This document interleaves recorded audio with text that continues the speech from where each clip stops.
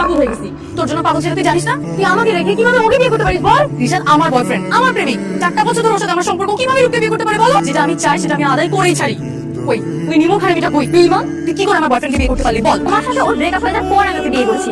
এখানে তো আমি কোনো বিয়ে মানে দেখতে পাচ্ছি না। আমি বিয়ে মানি না। তোর মানা না মানে কোনো কিছু যায় আসে না। এই যে আমি তোমাদের সামনে এখানে দাঁড়ায় থাকলাম, দেখি কি করে তোমরা আমার উপর দিয়ে চলে যাও। ড্রাইভার, আপনি উপরে উঠিয়ে নেন। আমি এত সহজে হার মেনে নিব, ওকে নিয়ে তুই সুখে সংসার করবি? আসতেছি আমি। আমি আমার লাইফে অনেক বড় ভুল করেছি, ওর সাথে রিলেশন করবো। ভাগ্যে ব্রেকআপটা হয়েছিল, তা না হলে তো আমার লাইফে ধ্বংস হয়ে যেত। আমি জানতাম আপনি আপনার ভুল একদিন ঠিকই বুঝতে পারবেন। এই রিশাদের বাচ্চা বের হও। আমার সাথে প্রেম করে 4টা বছর এখন রূপের সাথে সংসার করবি? কি ভাবছিস আমি সেই ঐশী? বের হ।